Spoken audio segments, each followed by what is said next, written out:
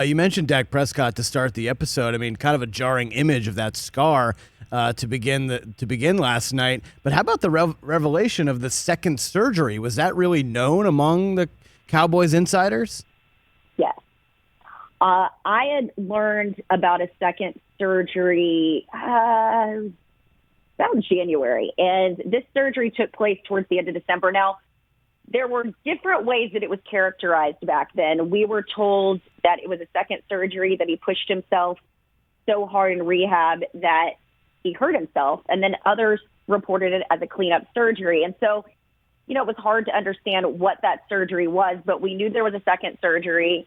Tom Pelissero and Ian Rappaport ended up reporting that, I think it was in February or March, after, we had all sort of collectively done some digging on this. And then there was a Dallas radio station in town, 105.3 The Fan, that really went hard on this. So there were people talking about it, but I don't think he ever openly admitted to the second surgery or the extent of that surgery back then. So it's hard to say what it was, but if it was just a cleanup surgery, then why did he feel the need to bring it up? I thought that was interesting. Right.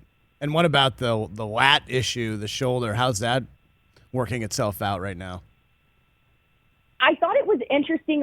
So walking you back through that day, we saw exactly what the Hard Knock cameras were seeing. He came out to practice the day before. I mean, he was a gunslinger out there, and a lot of us were shocked that even the ankle wasn't heavily taped, and he didn't seem like he had any limitations.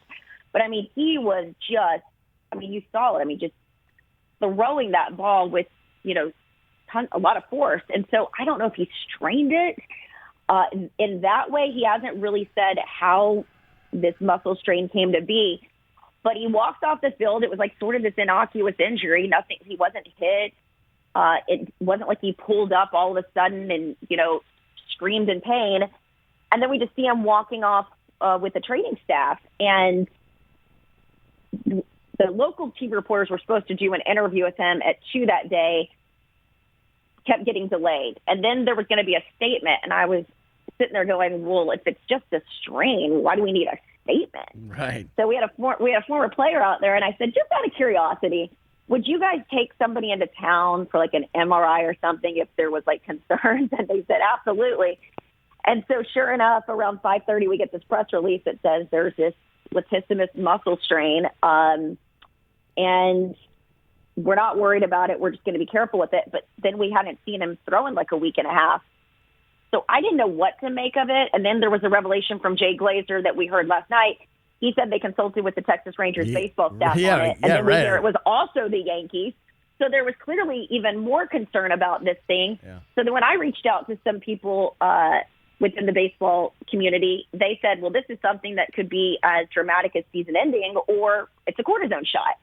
So I kind of stayed away from it because it's sort of all over the place. Yeah, you could even see the confusion last night on the episode. Just like nobody really knew what was going on. Like Jerry Jones just bothering the medical staff. Like, it's really weird. Okay. Yeah. And then I would say for Cowboy fans that have, to give them a moment of relief, Dak Prescott was out there yesterday throwing the ball 20, 15 yards to Amari Cooper off to the side. He's just one of those players. And if I had to guess, that second surgery and this are two examples of Dak wanting to be so great and get back on the field with his teammates that I think you have to save him from himself sometimes. In other words, hey, Dak, don't push it. Don't rush it. And even as Dak and Kellen Moore said, or Mike McCarthy and Kellen Moore said, because we had the Hall of Fame game, we had the benefit of 4 preseason games. They got out here early. This was a team that was full participation in minicamp and OTAs. So they've gotten a lot done. I think the one thing that's probably lacking at this point is continuity, because we've seen Tyron Smith out with elbow tendonitis. Amari Cooper just got activated off the PUP list.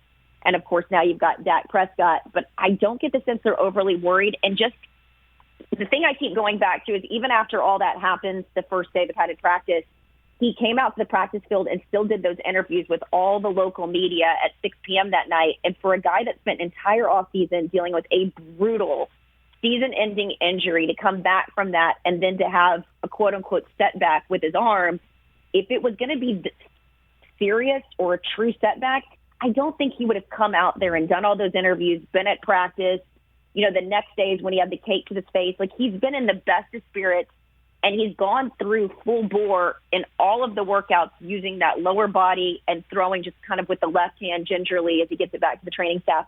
So just based on what I've seen with my eyes and what I'm being told, it doesn't feel like this is a major setback. So that's all I know and all I can say based on just what I've seen and heard. Hey, you watched all the way to the end. Thanks for that. Watch more right here.